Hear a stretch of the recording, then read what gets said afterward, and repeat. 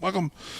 Come on in and turn it up. It's the Weekly Trim with yours, Beardly, the one and only Redbeard. See, I tried to do it that time to where it was like I was one of those real high-dollar ring announcer guys, like the one and only Brett Wolverton, who have the diaphragm to really hold out that last little syllable there and just make you think, oh my God, what is happening? What's going on, folks? Welcome back to this little program of ours, the Weekly Trim, here on the Rasslin with Redbeard YouTube channel. Appreciate you tuning in, being a part of the show here with us. I know we've been gone for a while, but hey, guess what? It's the end of November. This is actually the November 23rd, 2018 edition of the program. And it's been a little bit more than a month since we've done one of these things. And I know, it goes to a very poor reflection of having named this program the Weekly Trim, given the fact that we don't always get to do a weekly edition of this. Sometimes we don't even really get to do a full monthly edition of this, seeing as how I just said it's been right at a little bit more than a month since we last spoke. But I do have to apologize.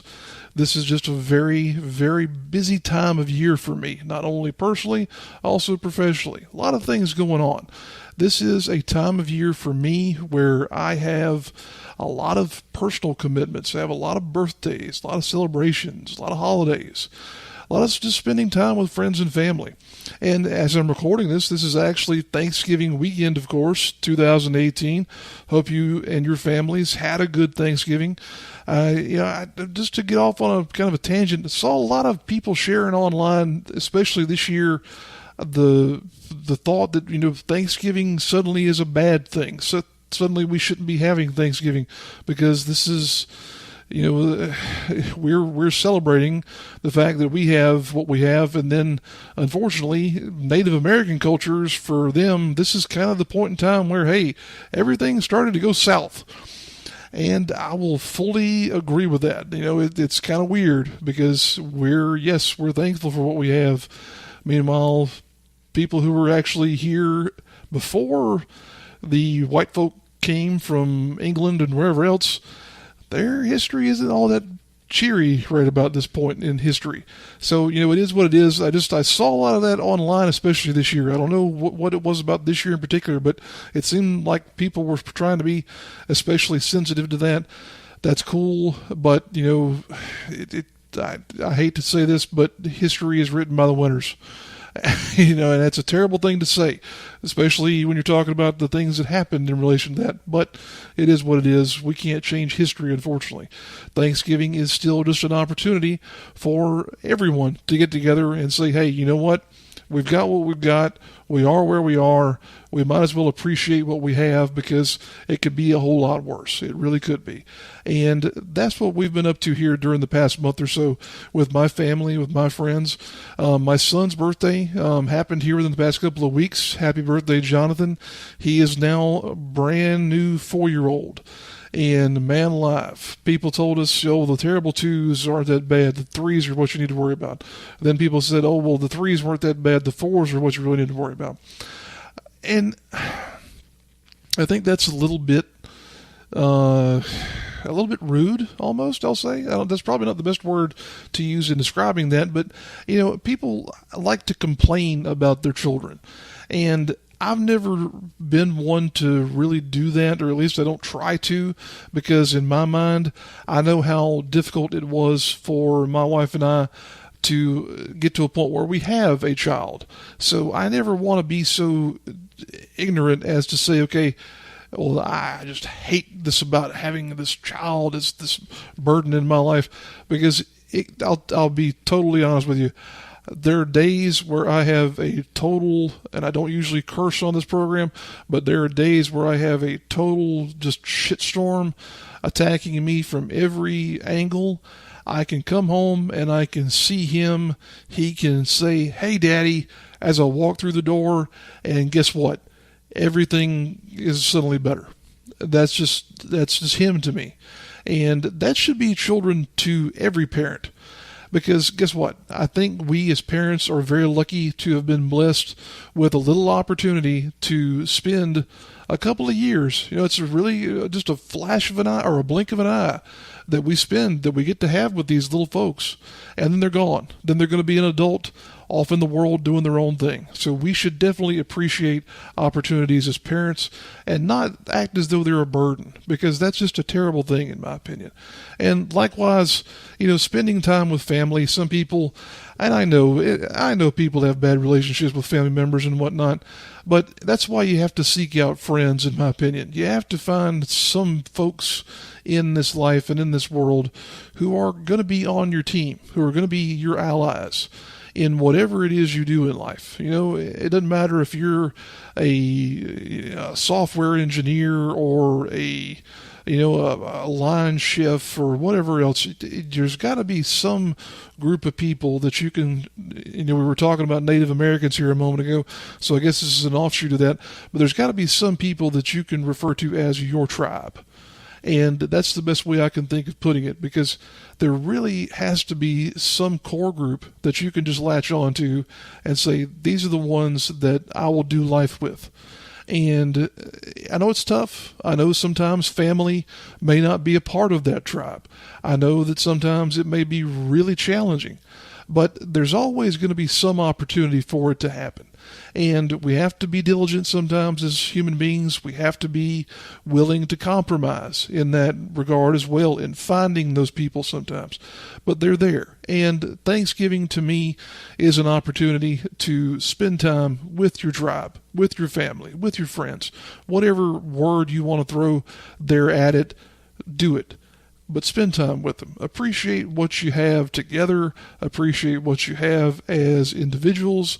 And celebrate the whole thing there, because it's that opportunity to look at ourselves individually as different people who have different cultural backgrounds that we should really be celebrating. And we should really be seeking to understand those elements and those sides of people as well as we move forward.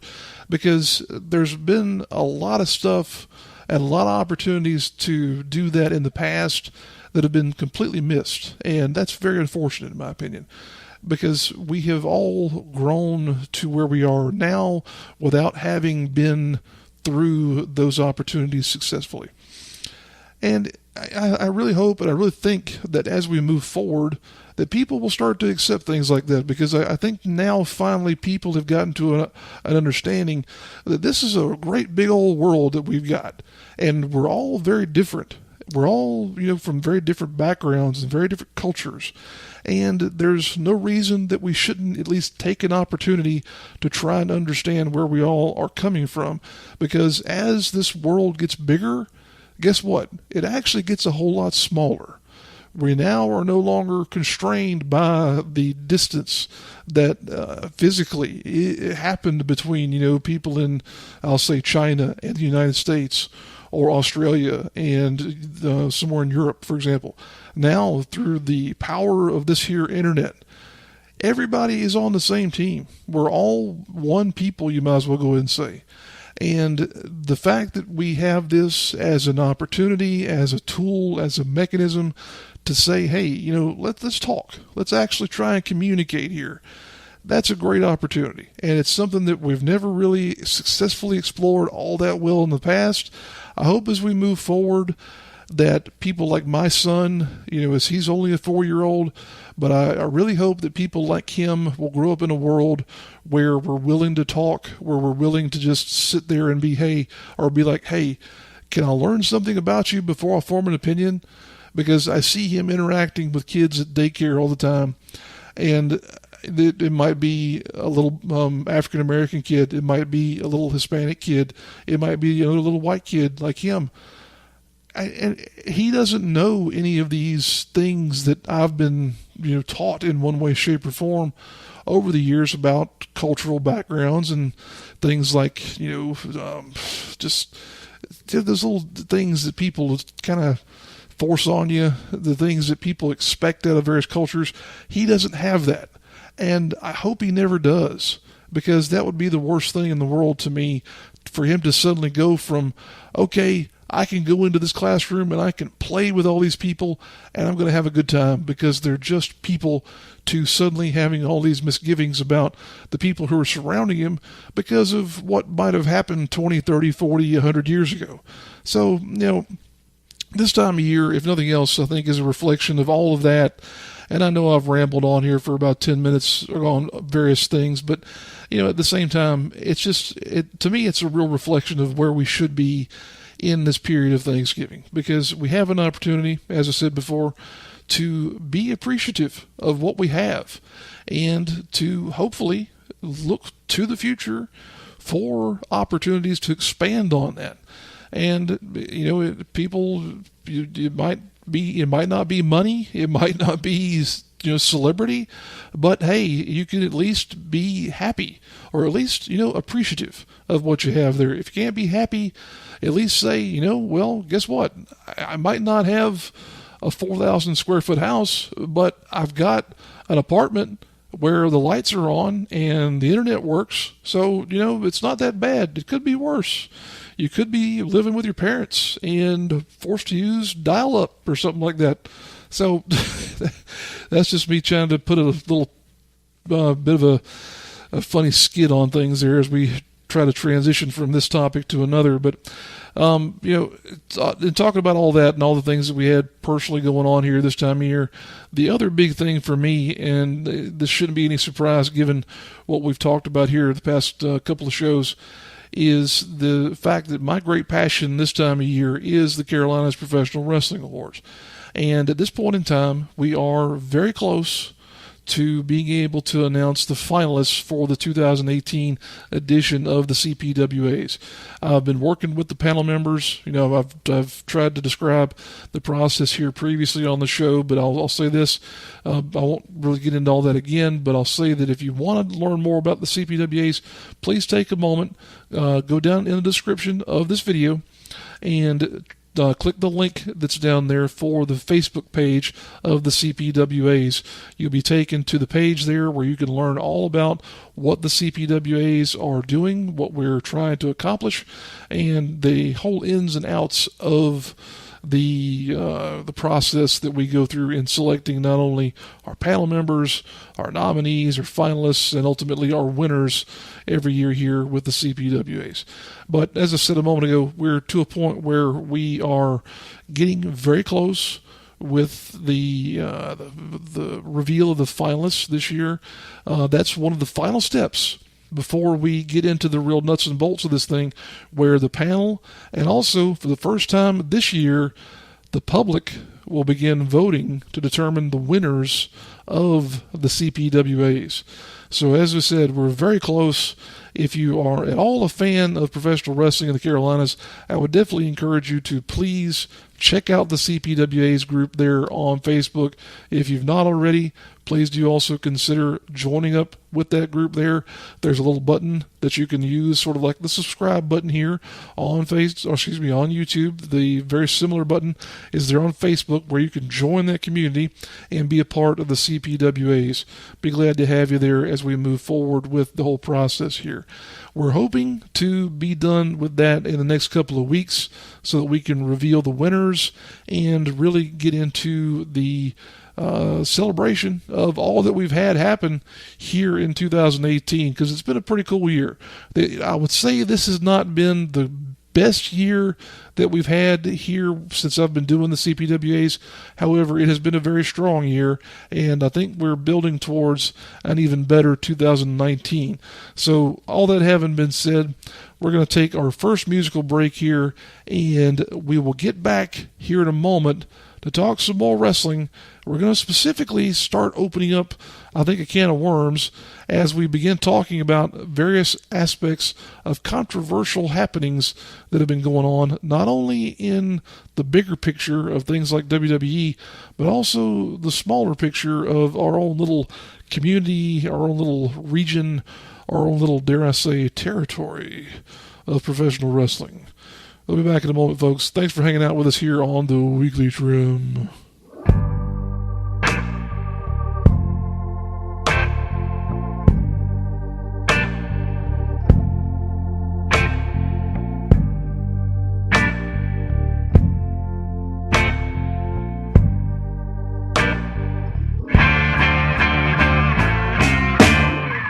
Whiskey River, take my mind.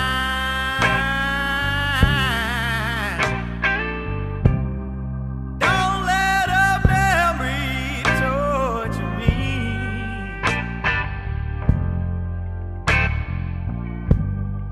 Whiskey River, don't run dry.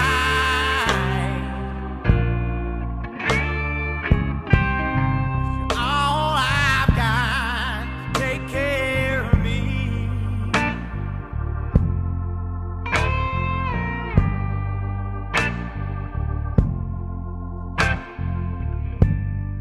I'm drowning in a whiskey river, bathing my memory mind in the wetness of its soul.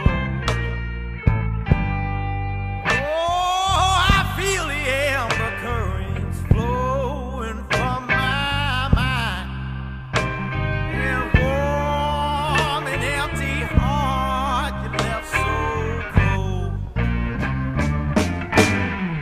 Whiskey River, take my mind.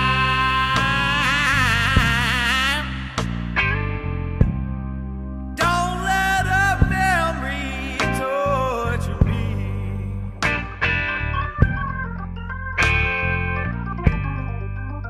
Oh, Whiskey River, don't run dry. You're all I've got.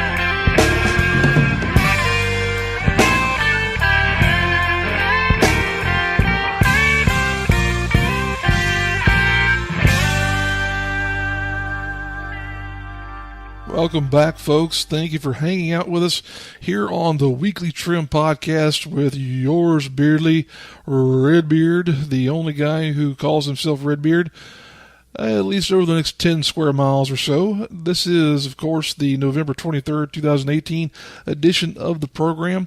And right now, we want to get into some potentially sensitive areas. Not your sensitive areas, not my sensitive areas, but some controversy. And not just controversy locally. We're going to talk controversy as it relates to the professional wrestling industry, specifically WWE, and also kind of bring it back around here as we end this segment to some things that have been happening in the local territory here in the Carolinas that have been interesting. I almost want to say they've been damaging, but we'll get into all of that in this segment and also the next one, because this is a deep enough topic that I think it deserved 2 segments on this show.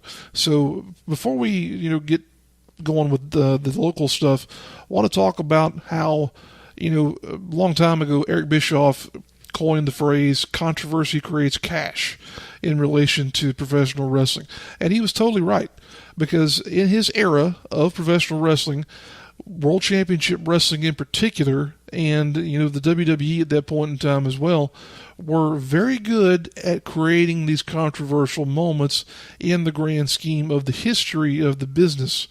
And for that reason, they made a butt-ton of money, not only in live shows, but also in TV revenue with advertisers and what have you.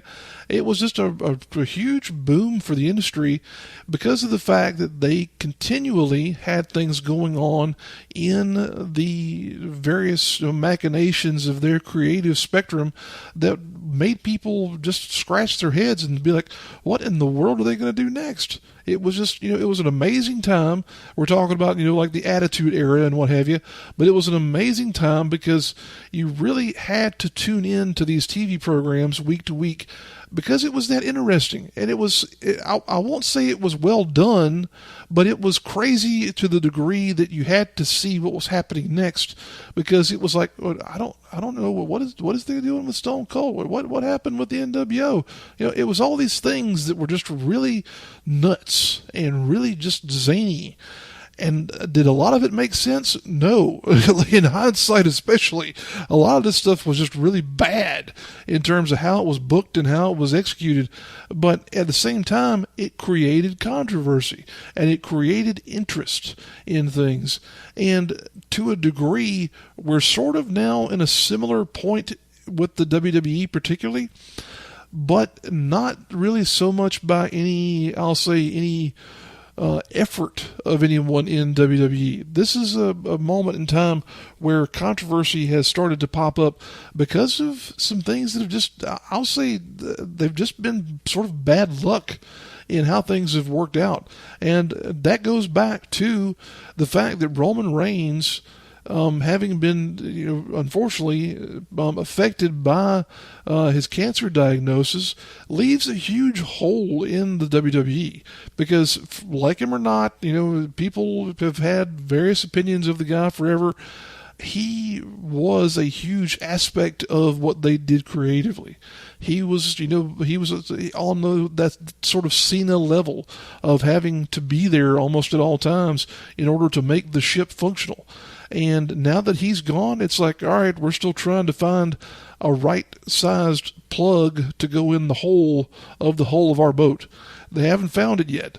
And it's one of these things where we're trying to kind of wait and see what takes hold here. We're still throwing spaghetti at the wall, and all of it's kind of dripping down just this moment. We're not really catching hold with anything. And that goes into the next thing, where we suddenly have Brock Lesnar being recrowned Universal Champion. And the fact that he forever has not been a full-time member of the roster, yet you have him as your champion. So what does that really put a reflection on in terms of the focus of the Raw brand specifically? When your champion's not there, who's gunning for him? What is our next step? What are we going to do? It just really is weird when you've got the main guy who, here again, in my opinion, should be your champion, the main focus of what's going on, and he's not there week to week. Sometimes he is, sometimes he isn't, but we don't have any focus on him because we don't know where he's going to be, what he's going to do, what his future really holds, especially with, the idea that he might be very interested in returning to mixed martial arts. It seemed very, very much like he was going to be taking a fight there with, one of the top guys in MMA there with Cormier in UFC. Whether or not that happens remains to be seen. There were things spread around to where, well, what if Lesnar goes in and he tries to defend the WWE Universal title there? That's bullshit. Here I am cussing again on my own program, but that will never happen. Vince McMahon would never allow that to happen. I can guarantee you that right now. Because here again, if he enters that ring with that belt and then gets his, what handed to him, then there goes all respect and whatnot for that belt. Of course, I say that would be the logical thing to think, but it might not matter to Vince at this point. He might just care about more people having seen Brock on the program than anything. But, here again, what's up with Lesnar? We have no idea. Huge questions abound. The women's division, I will say this, thank God for the women's division being as strong as it is, because they have really saved the whole program here for a long time, especially with what's going on right now, because you have this thing that it was a mistake. You had the situation there before Survivor Series here a week or two ago to where Nia Jax wound up throwing a potato at Becky Lynch. Mistake or not, it happened. And Becky got hurt. But coming out of that, guess what? You have this sudden opportunity creatively to use the whole thing. Becky, God bless her, tough as nails and doing great things creatively with her character right now in terms of being that anti-hero to where she's successfully trotting that line between being a villain and being a hero, because she's somebody that people want to cheer for, but she's not afraid to get in there and use whatever tactics are necessary. She's got kind of that Eddie Guerrero thing going on there as well, which God bless Eddie. He passed away the date of his passing was not too long ago, and a lot of really well done tributes were out there for him. So just God bless him and his family, because Eddie was a tremendous talent and unfortunately taken long before his time should have been. But the women's division, with the injury there to Becky Lynch, it sent things into a tailspin, because you suddenly had the need to create a match at Survivor Series that couldn't involve her, because she's unfortunately been sidelined with a concussion. And there was also, I don't know if the concussion or the broken bones in her face were more of the real issue there. I think the concussion probably was more of what they were focused on, because bones will heal. Concussions, that's one of those things where they're just really kind of scared of right now. So it created, a real whirlwind opportunity for someone else to get into that opportunity with a match with Ronda Rousey. And of course, the next person up, logically, Charlotte Flair. And man, did they ever hit a home run at Survivor Series. The match with Ronda and Charlotte was tremendous. The whole scenario there where you have Charlotte just being able to come in and just lay into Ronda, and the confusion amongst the crowd as to be like, all right, well, I'm supporting Charlotte. I'm supporting Ronda. I'm supporting Becky.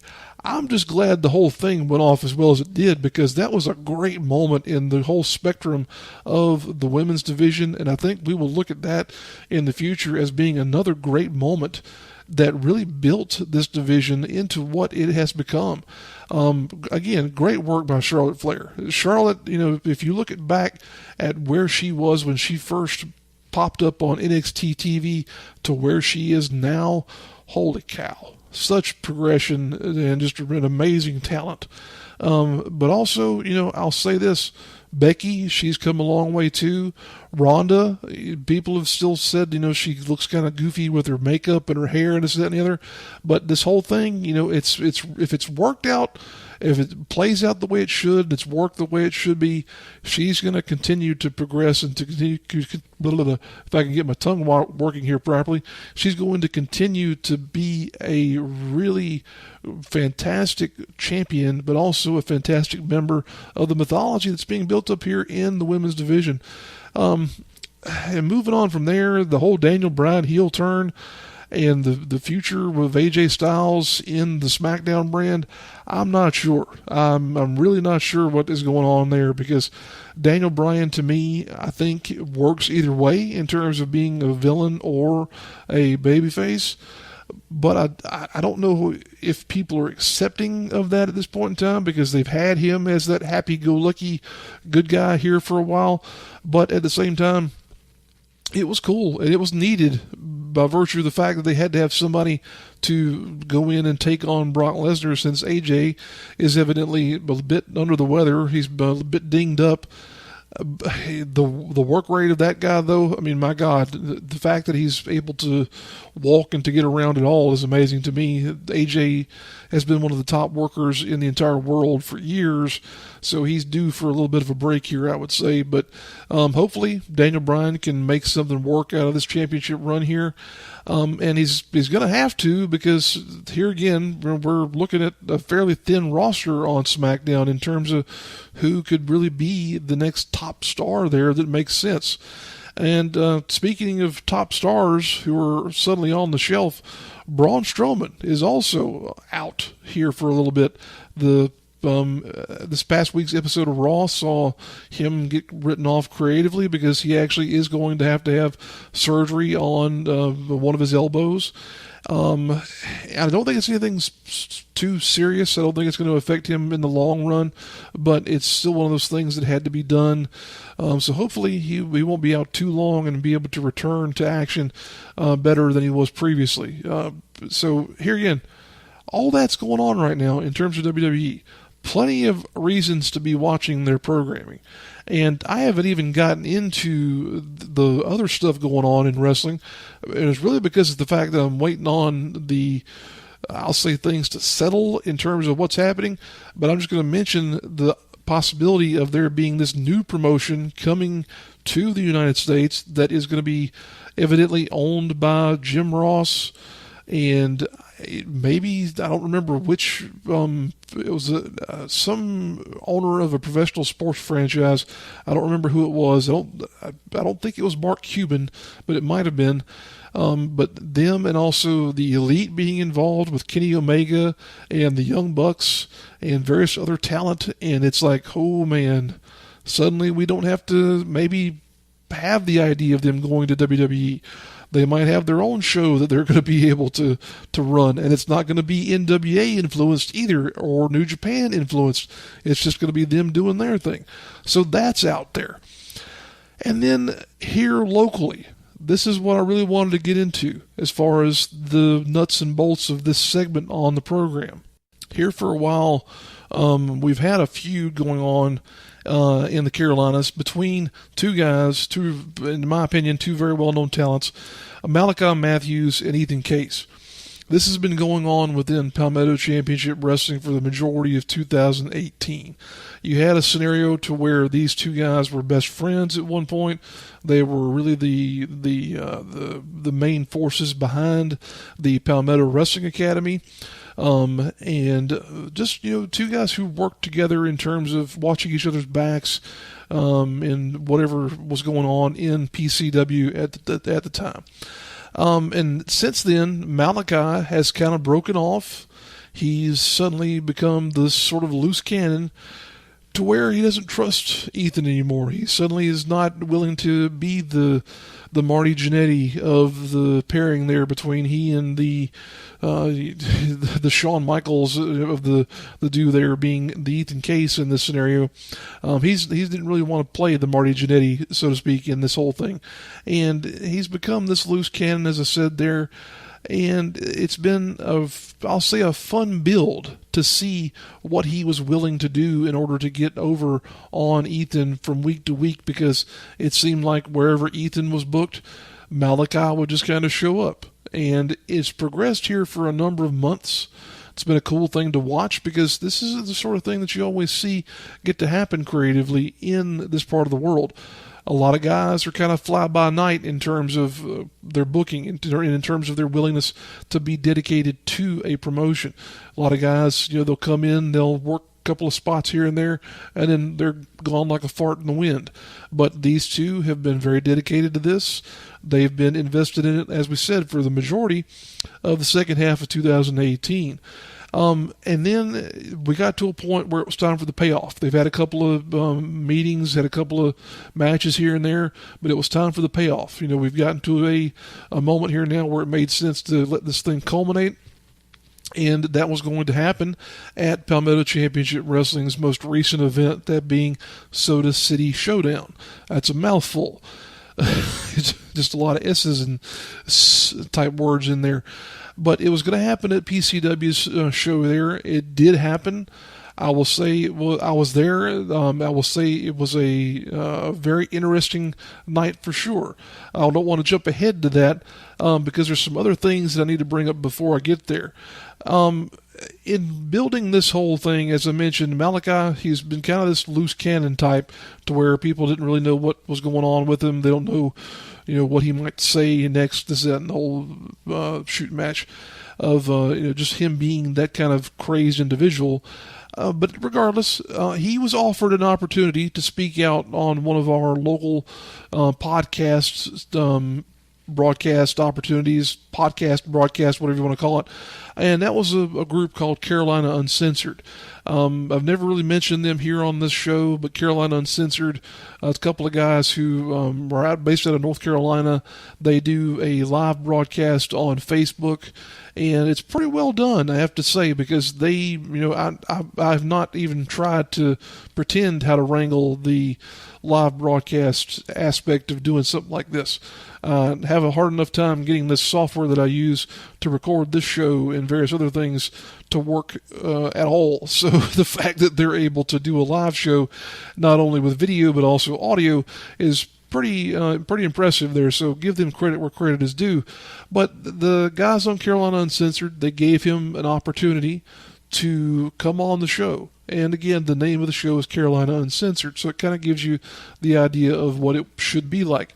But Matthews was evidently given a live mic, and he proceeded to go off on the cast of Carolina Uncensored for various reasons. I'm not going to get into the whole thing here because it's a little obtuse, in my opinion, for me to do something like that.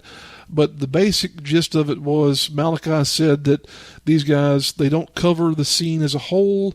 They are very much under the roost of one particular promotion, and that they did a very poor job of being, I'll say, newsmen, analysts, whatever you want to call it, of professional wrestling in this part of the world.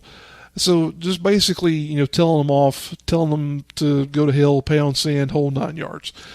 Since that point in time, that episode of the Carolina Uncensored broadcast has been deleted. It's not to be found on their Facebook page. I don't know that they've done a show since then. If they have, I have not seen it.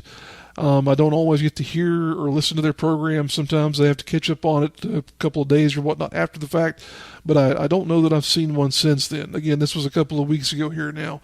But after the episode was broadcast and subsequently taken down, Malachi then, of course, went back on this great utility that is the internet and posted a video of himself kind of slamming the Carolina Uncensored cast. And it appeared as though he'd been drinking. I don't want to say that influences things one way or another, because here again, in my opinion, the opportunity for you to speak your mind through whatever medium exists, you have to be willing, however, to take responsibility for what happens as a result of your actions and as a result of your comments, whatever they may be, and however they may have been influenced. So if he was drinking, it doesn't matter. It's still something that he has to own up to in one way, shape, or another. But the video was shared via Matthew's personal Facebook page, and he shared it, of course, around a whole bunch of different groups. The Carolinas Professional Wrestling Awards group being one of them. I got a notification via Facebook the following day. Not only that it works two ways. I got a notification, one, saying that he had requested the post be added. I don't let anyone post on that forum without approval, just because I know how stupid some people can be online, and I just, it is the way it is. It's my group. I'm going to handle it the way I want to. But I allowed the post through because, here again, I'm a big fan of personal responsibility. And I have no rules in that forum in terms of limiting personal speech. So here again, like it or not, it was his comment, his word, not mine. I have no rules, as I said there, in terms of limiting freedom of speech one way or another. It's up to you to own up to what you have to say, in my opinion. And you can think I'm a jerk for letting him through, but, it is what it is. And then this is where things kind of started to get weird. But the next morning, after things have kind of settled, people have had an opportunity to see this video and whatnot, members of management of a certain promotion suddenly start issuing requests that the video be taken down. And at that moment in time, I had to reach out to one of these individuals and verify what was really being asked. And, I kind of, in my mind, I kind of wanted to get proof of things being one way or another, or what exactly was going on. But as I said, I don't really have any rules for handling this kind of thing established in the forum. So I made it clear to the individual who requested the content be taken down that I don't have anything in regard to blocking what I'll say is someone's freedom of speech. And that's really what it was. Like it or not, Malachi said what he said, and it's his word, it's his commentary, not mine, and he's the one who has to be responsible for it. So that happened, and the match happened. And guess what? Palmetto Championship Wrestling show, Soda City Showdown, drew in excess of 300 people. You had a huge crowd there. And did this whole thing add to it? Did this whole thing attract a near record crowd for Palmetto Championship Wrestling? I want to say yes, but was it all the work? And where do we stand now? That's what we're going to talk about in the next segment. So join me after this break as we talk more about this whole crazy thing and how this controversy might affect not only where we are at this point in 2018, but where we might be in 2019. We'll be back in a few moments.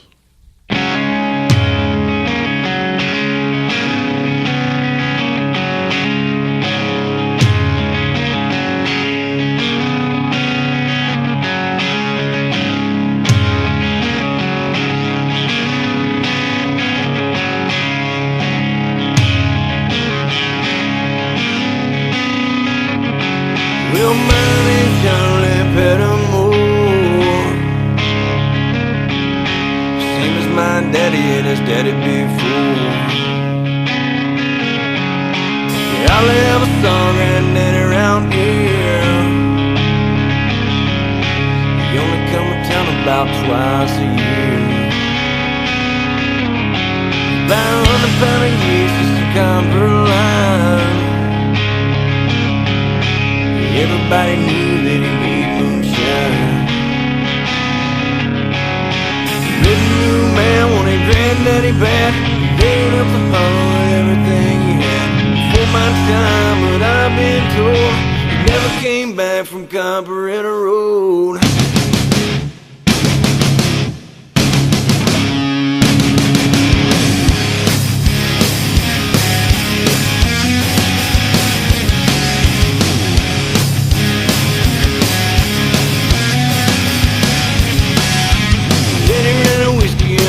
Black Dodge.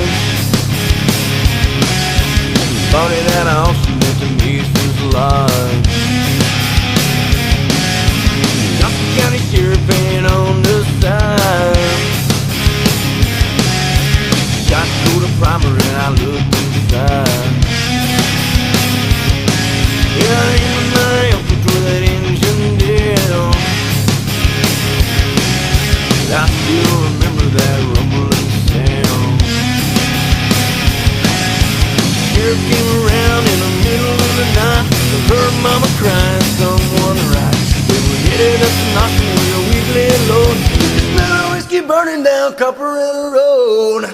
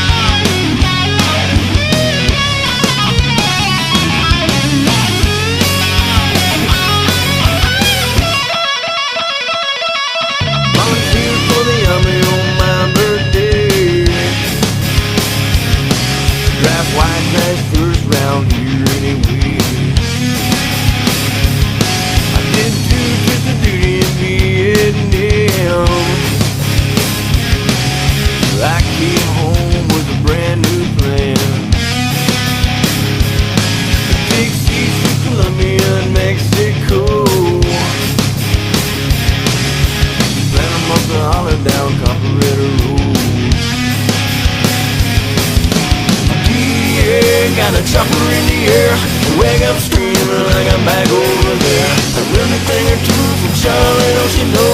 Better stay away from Copperhead Road.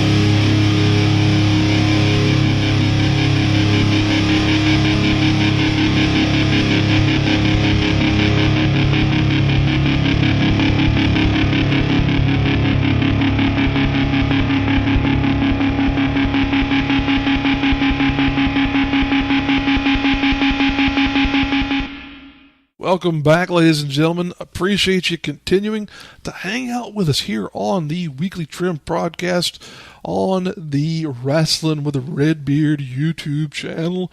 If you have not already, please do consider to subscribe to the channel here. We've got all kind of cool things, whether it be match videos, the podcast here.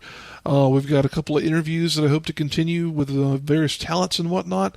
All kind of things happen here on the Rasslin with Redbeard YouTube channel that you can check out and be a part of. So again, we appreciate your time, appreciate you tuning in and being a part of our little community here on the Rasslin with Redbeard YouTube channel. Now, let's continue what we were talking about here in the last segment. We were mentioning the whole scenario there about how Malachi Matthews got onto a fellow podcast here on the old interwebs and ran his mouth and wound up causing a whole bunch of controversy. This whole thing, I had a number of conversations after this whole thing happened.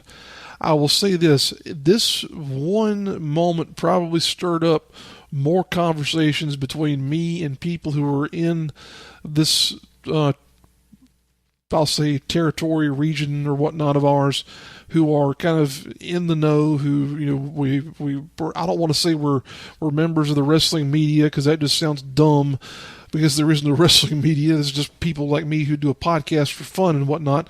But it's just a lot of people who are followers of this scene and who really pay attention to what goes on locally. Had a lot of conversations come out of this, whole lot of conversations.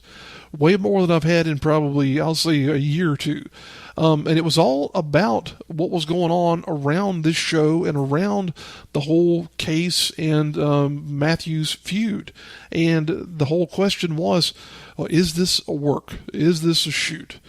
And the work part and the shoot part of this thing really played into what was going on with the interview on Carolina Uncensored, and whether or not all of that was part of this as a creative storyline, or was this him really going on there and laying into these guys and them not being able to defend themselves?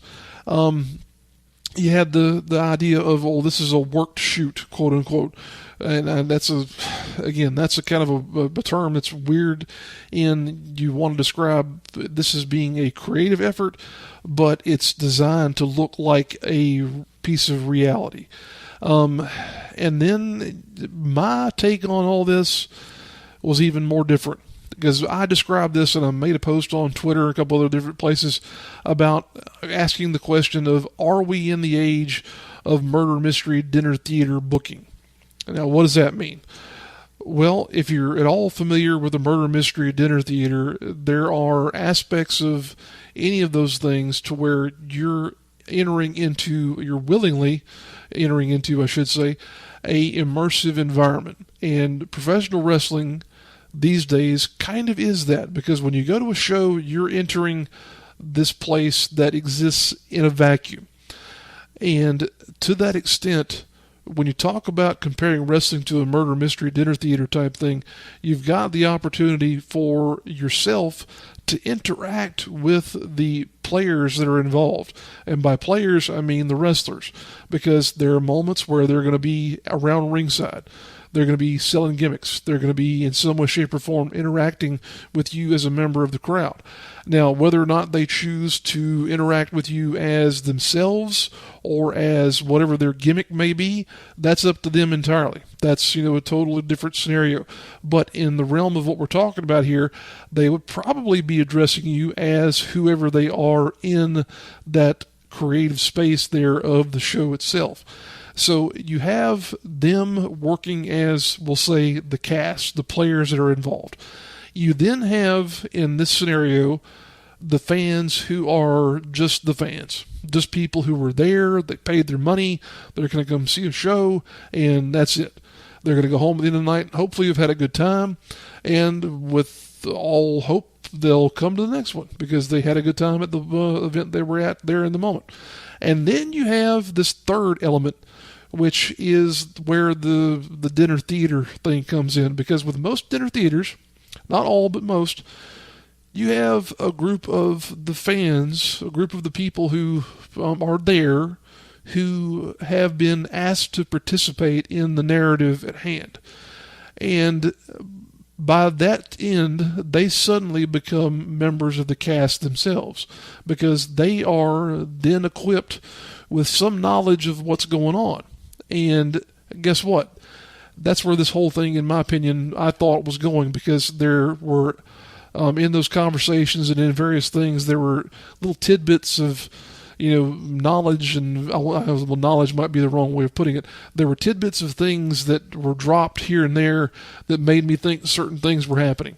And it wound up kind of all being totally wrong, in my opinion, or I was totally wrong, I should say. Not that what anybody did was wrong. I was wrong in saying that this is where we were going, because my theory on the scenario was that we were going to wind up, by the end of Soda City Showdown, I thought we were going to wind up with a situation to where we had the core group from Palmetto Championship Wrestling squaring off with a group from a different promotion. And I'm not going to mention my name, but the promotion in question, you probably can figure out by now if you really put your X's, Y's, and Z's together. But in looking at that, that's where I thought they were going, potentially, because it just seemed like there were some things in my mind that laid the groundwork for that to happen, but it didn't. And that's fine. There's nothing wrong with that whatsoever. It's just that me looking at things from a creative spectrum here, you had the opportunity to not only finish one feud, but then create something else that could have taken hold at this show and gone long into 2019. And saying that, you have to say, and you have to wonder, does any of what they've done at Palmetto Championship Wrestling, does this really help the scene as a whole? Or were they looking at long-term booking here? Or what are we really looking at in terms of how things like this, how interactions like what Malachi had with the Carolina Uncensored guys could potentially damage things like podcasts and things like, fans who want to do interviews and who want to be involved in the scene to some perspective, or to some degree, I should say. Because there's always been, for as much willingness as there has been to allow things like podcasts and interviews to happen, there's also been this one sort of more domineering group that says, no, you shouldn't allow people who aren't part of the business into the business for any reason whatsoever. And that, to me, is dangerous. And the reason why I say that is that if you've got people like myself, like Carolina Uncensored, like the Blind Tag podcast, like Heath Mulligan, who does a tremendous amount of work there with his various efforts, so many others as well. There's a lot of people involved these days who are really interested in covering professional wrestling in this area by having things like podcasts, or by being willing to do interviews, or even like what I do with the CPWAs. It's all part of supporting this core group that we have around here that really deserves support, and that really deserves to be highlighted, because in looking at the broader picture of independent wrestling nationally, you have people who are doing this in other parts of the world. And you have, I'll say, some companies in other parts of the world who are a little more media-centric than what we have here. Our promotions just, I hate to say it, but our promotions just don't get the usage of things like social media and YouTube and other utilities a lot of the time. They do an okay job of it, but there's other things that they could be doing with these platforms that they just don't. And I don't know if it's that they don't have people who know how to do them, or if they just don't think it'll really benefit them, or if they don't have the time, whatever. It's fine one way or the other. But it just, it's one of those things where you have people who are willing to try and grow this scene by virtue of doing work like what we do with this show, like what Carolina Uncensored does, like what Heath Mulligan does, like what the Blind Tag podcast does. All these people are trying their best to get as much out there about the scene as we can. And guess what? Unless I'm wrong, not a damn one of us are getting paid for any of it. I know I'm not. And that's what I think people have been misunderstanding about my efforts here in recording matches and doing various things for years. They think, oh, well, he's making money off of that. He's making money off of us. That's what I've heard a few times there. I don't make a dime off of this stuff. I do this because I have the free time occasionally and because I enjoy it. And when it comes to recording match videos, guess what? I do not care about making money off of, whatever a little bit of advertising money YouTube at some point might be willing to give me, because guess what? I'm not a member of their referral program right now. They've got some guidelines on that thing that are damn near impossible to crack, in my opinion. But it's one of those expectations where people, I think we're making money off this and we're taking money away from them. Not in any way, shape, or form is that happening. I can't speak for everyone, but I know that myself, I'm trying to support this scene as a whole and to help it grow, because there's a time or two where I've seen it get a whole lot better than it is now, and there's a time or two where I've seen it get a whole lot worse than it is now. And I feel like unless there are people who are willing to grow this thing into the digital age that we're entering here and that we're already sort of in with utilities like YouTube and podcasting and all this other stuff out there, if somebody's not willing to do it, then we're going to fall behind. And that's really the challenge that I'm trying to, with my efforts anyway, make sure we step up to the plate and hopefully swing and hit a good, line drive there on. So I can't speak for everybody involved in this whole scene here, but at least with, what we're trying to do, we're trying to grow things, we're trying to improve things. And I hope, in speaking for everyone else, I hope that the same thing is true for them as well. So here again, does what we've seen here with PCW and their most recent event and the whole Malachi thing, does it help the scene as a whole? Does it hurt the scene as a whole? we're going to have to wait and see, because we're to a point in this year where I think that feud is going to continue to smolder. It's going to continue probably to grow into 2019, and just we're going to see what happens there as far as those two.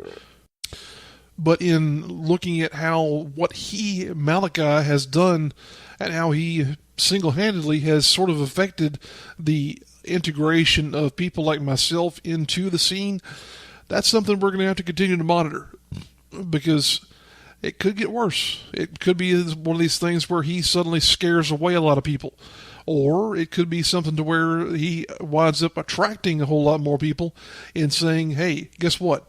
We want to find out what's going on there. We want to see what you're actually thinking when it comes to this whole thing. So here again, we'll have to wait and see what happens, but I'm really anxious to see what does happen, because one way or another, it's going to be kind of cool.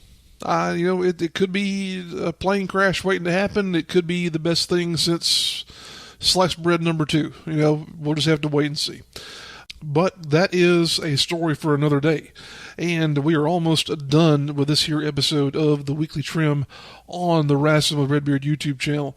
We will be back in a few moments with our tried and true final segment, What's Redbeard Drinking? Oh, man. Is it going to be good, or is it going to be bad? Come back in a few moments and find out, folks. We'll be back in a few.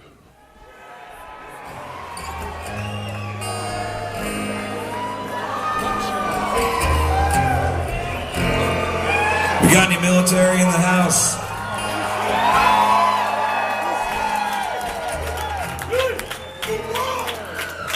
God bless you. This song is for you.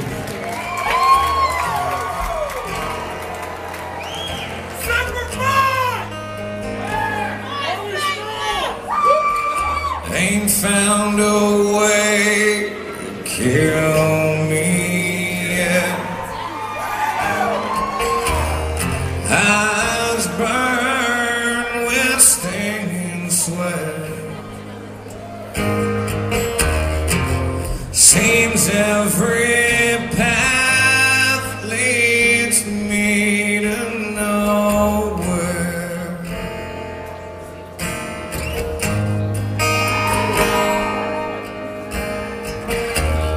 Wife and kids, household pet. Army green was no safe bet. The bullet screamed to me from somewhere.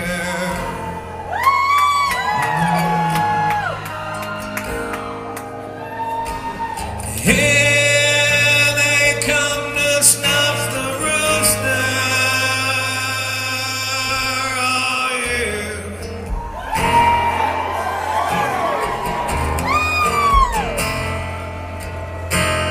Yeah,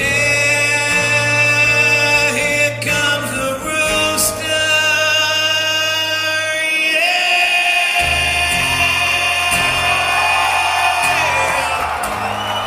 You know he ain't gonna die.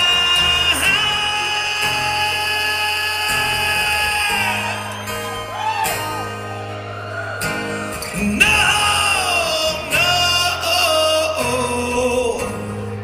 you know he ain't gonna die.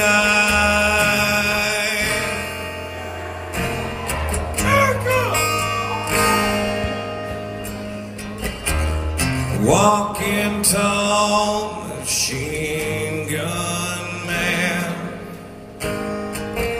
They spit on me in my homeland. Gloria sent me pictures of my boy.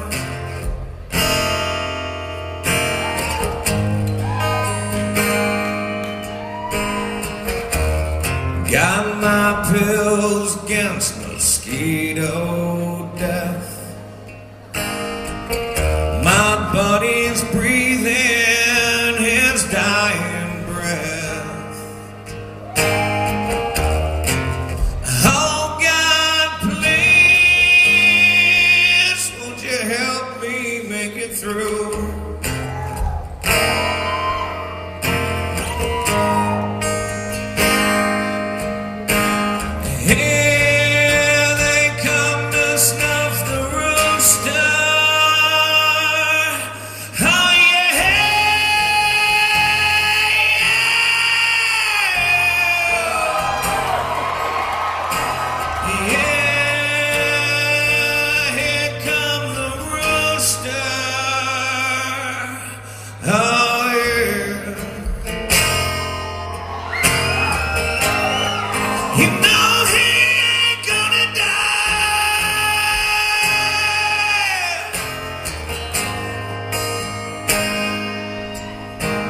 No, no,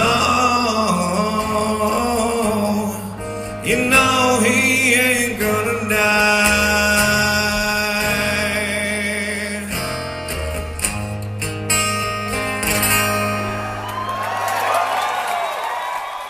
Hey gang, welcome back to the final segment on this edition of the Weekly Trim with yours Beardly Redbeard, and we're wrapping things up with our traditional segment of What's Redbeard Drinking.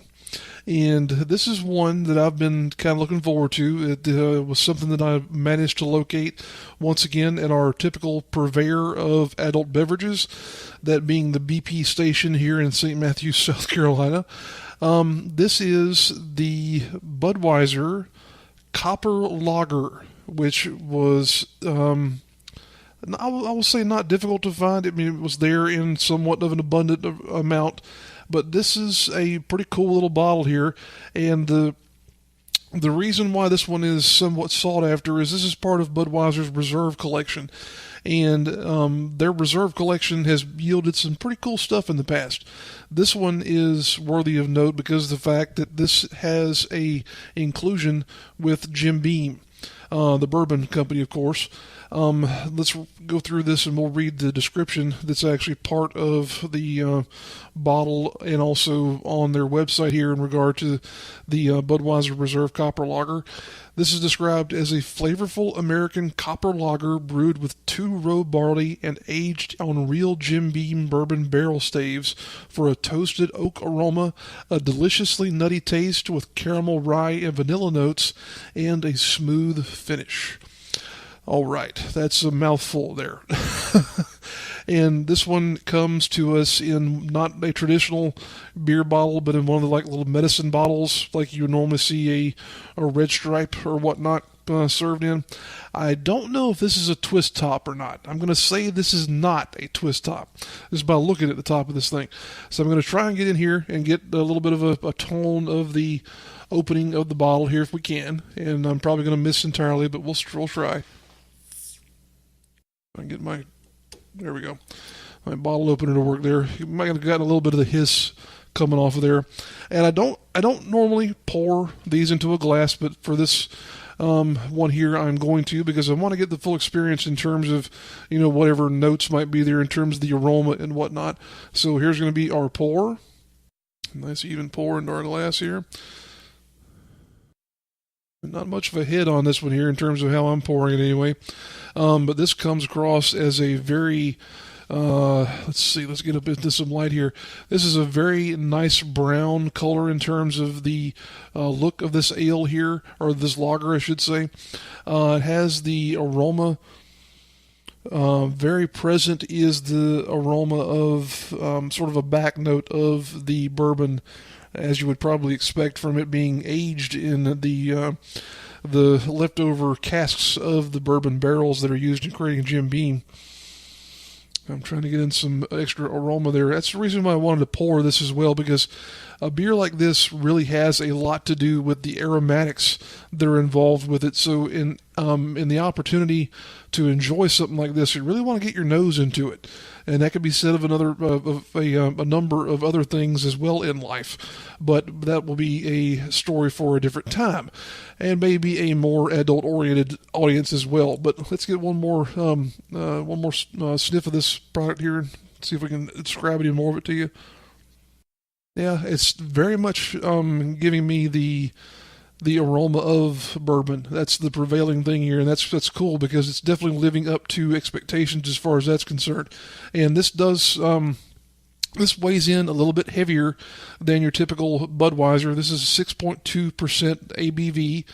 So let's give this guy a chance here. Let's give this guy a real opportunity to pass the lips and gums and whatnot. Here we go. Oh man. That is very good. Wow. Definitely a bold flavor. Definitely a full-flavored lager there as well, but not something that is so overbearing that it diminishes the drinkability of this. And I've got this one good and ice cold too, and man, this is really hitting the right spots with me. This is a very flavorful beer. This has the good heartiness that you would expect of a dark beer, but not a lot of the sort of irony or metallic flavors that you get from some beers that are the same color and the same brewing method. Just a very good, well-rounded beer. And I'll say this, the temperature that I've got this at is probably colder than what would be recommended, because I tend to leave my beer in the freezer before I'm going to be enjoying it. I just like a really cold beer. I don't like lukewarm or tepid beer. I like a cold beer.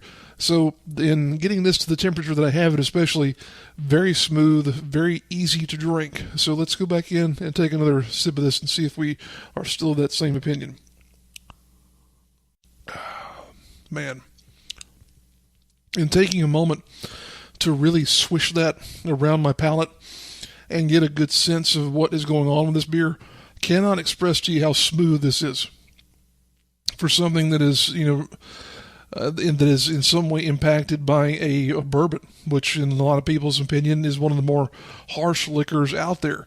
This is a very good beer. I would highly recommend this to anyone who is a fan of something like even your traditional Budweiser, but who is a fan of things like, Sam Adams and darker beers, even up into things like Guinness and whatnot. I think anybody could drink this and enjoy it, because here again, it's not so pungent that it is overbearing, but yet it's not so weak that it comes across as being, oh, well, why did I bother with that type of a beer as well? This is really good stuff. This is the kind of thing that, I will say this is the celebration of two good American companies here, because you've got Budweiser, you've got Jim Beam involved, and this is just a very good, very solid product here. I'm very glad that I purchased this. I'm not always. There've been a couple of stinkers that I've reviewed in this series. This is not one of them. This is a very good beer, very good stuff. Highly, highly, highly recommended there. So all that having been said, thank you once again for joining us here on the Weekly Trim on the Rasslin Redbeard YouTube channel. Appreciate all you guys for giving us part of your week. Enjoy yourselves out there if you're going to be going to any wrestling the next couple of days. We're hopefully going to have this up in time for Friday, November 23rd to actually be the broadcast date. The thing that I really want to get into in sending y'all off here, this is the WrestleCade weekend. If you're traveling, not only for that, but also for getting to and from anything related to Thanksgiving, be safe out there. Pack your patience, and please have fun, enjoy yourselves, and definitely remember that we will see you down the road.